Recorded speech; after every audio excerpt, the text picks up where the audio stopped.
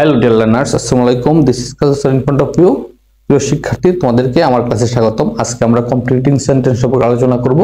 তোমরা যারা এসএসসি এবং আলিম ক্লাসের শিক্ষার্থী, আজকের টপিকটি তোমাদের জন্য। চলো কথা না বাড়িয়ে আমরা আমাদের ক্লাস শুরু করি। তার পূর্বে সবাইকে লাইক, কমেন্ট এবং শেয়ার করে পাশে থাকার আহ্বান থাকবে। Wait here for me. Wait here for me until. Until শব্দের অর্থ হচ্ছে যে পর্যন্ত না। আনটিল শব্দের অর্থ হচ্ছে যে পর্যন্ত না। তাহলে কি বলছে? ওয়েট হেয়ার ফর মি, আমার জন্য অপেক্ষা করো যে পর্যন্ত না। যে পর্যন্ত না আমি ফিরে আসি। তাই আমি ফিরে আসি, present definite tense. I come back. I come back বা I return. I come back. তারপরে হচ্ছে he is too weak to dash. He is too weak to dash, so he cannot do it. So he cannot do it. সুতরাং সে করতে পারে না। এক্ষেত্রে কি দ্বারা? সে হয় খুবই দুর্বল, এতই দুর্বল। সে হয় খুবই দুর্বল টু ড্যাশ, টু ড্যাশ করতে। সে হয় খুবই দুর্বল টু ড্যাশ করতে। তো সুতরাং he cannot do it, সে ইহা করতে পারে না। তাই সে হয় কি খুবই দুর্বল কাজ করতে। he is too weak to work.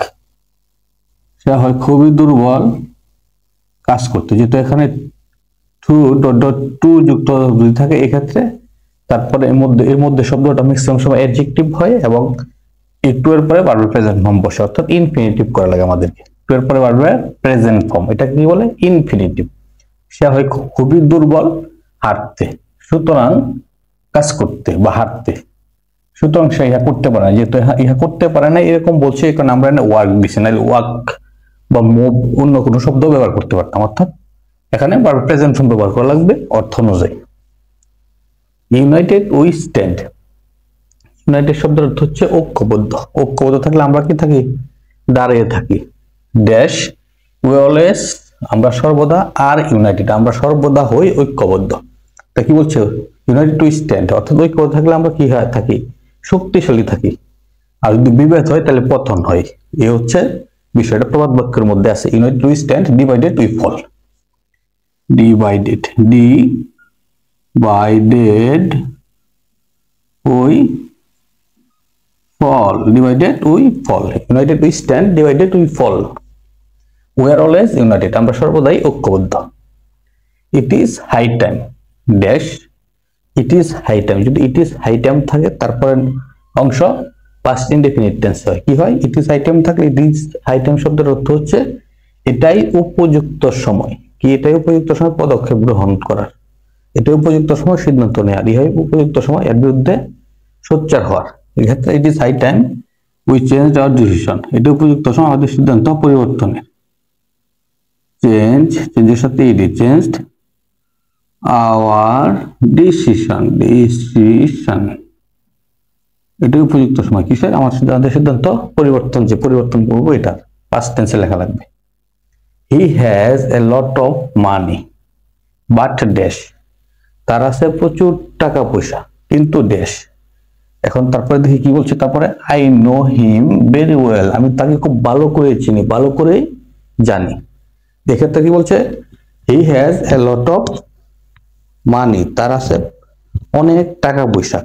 কিন্তু কি যেহেতু বলছে আগে পজিটিভ বলছে, তার প্রচুর টাকা পয়সা আছে। এক্ষেত্রে বাটের পরে নেগেটিভ বলে, কি বলে? তার প্রচুর টাকা পয়সা আছে কিন্তু সে কি অসুখী। তার প্রচুর টাকা পয়সা আছে কিন্তু সে হয় অসৎ। এক্ষেত্রে আমরা যে কোনো একটা লিখতে পারবো।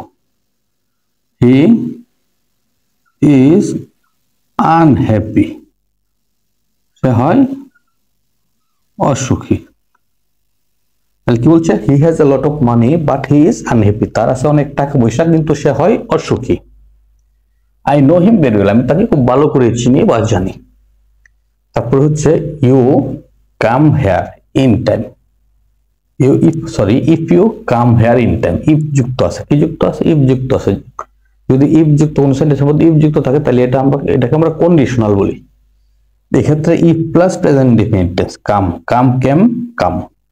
If plus present indefinite tense যদি থাকে তাহলে এটাকে আমরা বলি ফার্স্ট কন্ডিশন। আর ফার্স্ট কন্ডিশন যদি হয় তাহলে আমরা এটাকে যে ইনকমপ্লিট অংশ, এই অংশটা কমপ্লিট করবো ফিউচার ইনডেফিনিটে। কিসে? ফিউচার ইনডিফিনিট, হ্যাঁ ঠিক আছে, তোমাদের আইডিয়া নিশ্চয়ই তোমরা জানো। If you come here in time, যদি তুমি এখানে সঠিক সময়ে আসো তাহলে কি হবে, তাহলে আমি তোমাকে কি করবো, সাহায্য করবো বা তুমি আমাকে পাবে, এরকম অর্থ অনুসারে আমরা যে কোনো একটা লিখতে পারবো এবং ফিউচার টেন্সে লেখা লাগবে বাস্তবতার নিরিখে। If you come here in time I shall help you, I shall help you, আমি তোমাকে সাহায্য করব। তারপর হচ্ছে হি ওয়ার্কড হার্ড, সে কঠোর পরিশ্রম করেছিল, সে কঠোর পরিশ্রম করেছিল, পাস্ট টেন্সে আছে।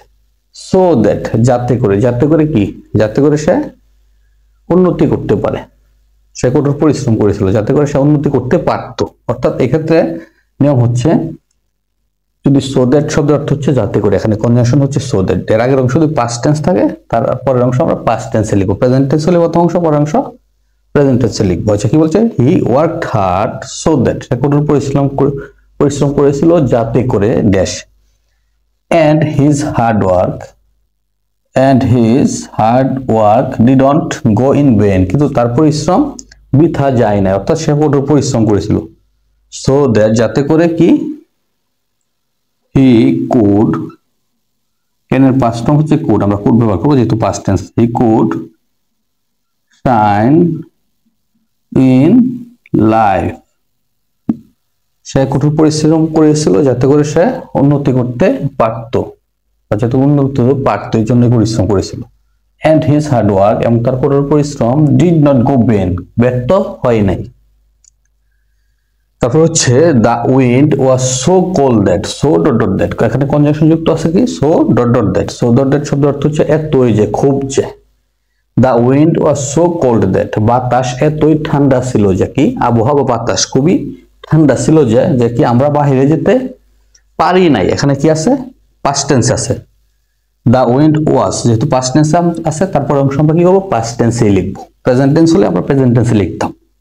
তাহলে the wind was so cold that we could not go out, we could not go out, আমরা বাহিরে যেতে পারি নাই, আমরা বাহিরে যেতে পারি নাই। তারপর হচ্ছে time once lost, time once lost, সময় যদি একবার হারায়, ইজ ড্যাশ, ইজ ড্যাশ হয়, কি হয় এটা আমরা বাংলা অর্থ অনুযায়ী পূরণ করবো, দেখি তারপরে কি আছে। সো সুতরাং, সুতরাং কি, never West a single second, সুতরাং একটা সিঙ্গেল মুহূর্ত, একটা একক মুহূর্ত, একটা সামান্য অংশ কি করা যাবে না, সিঙ্গেল সেকেন্ড, একটা এক সেকেন্ডও কি করা যাবে না, অপচয় করা যাবে না। তাহলে কি বলছে, টাইম অনস লস্ট, সময় যদি একবার হারাই, ইজ লস্ট পরিবার, তার চিরতরেই হারায়, অর্থাৎ আমরা সময়কে ফেরত আনতে পারি, ইচ্ছা করলে আমি এখন 2025 সালে বসে 2024-কে কোনো কিছু বিনয় ফিরিয়ে আনতে পারবো না, একটা সেকেন্ডকেও আমরা ফিরিয়ে আনতে পারবো না। তাহলে time once lost is lost forever, সময় যদি একবার হারাই তাহলে চিরতরে হারাই, time once lost is lost forever, so never waste a single second, সুতরাং একটা সিঙ্গেল সেকেন্ডও কি করা যাবে না, ব্যয় করা যাবে না, অপচয় করা যাবে না, অর্থাৎ অপচয় করা যাবে না। he talks as if শব্দের অর্থ হচ্ছে যেন, as if শব্দের অর্থ যেন, সে কথা বলে যেন সে পাগল হয়ে গেছে, সে কথা বলে যেন সে সব কিছু জানে, সে কথা বলে যেন সে ভাজা মাছটা উল্টে খেতে পারে না। তোমরা নিশ্চয়ই এটা স্ট্রাকচার জানো, কমেন্টে লেখো যদি কেউ জানো, কমেন্টের মাধ্যমে জানাও এটা কি হবে পরের অংশ। তাহলে as if এর আগের অংশ কি আছে, প্রেজেন্ট ইনডেফিনিট আছে, নিশ্চয়ই তোমরা বুঝতে পারতেছো, টকের সাথে এস আছে।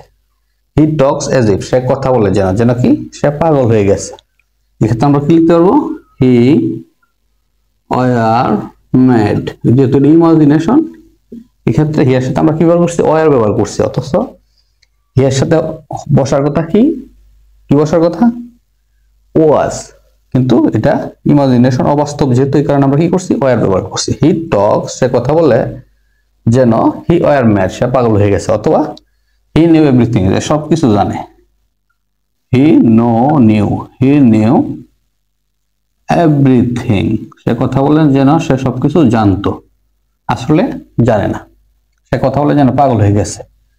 আসলে পাগল না।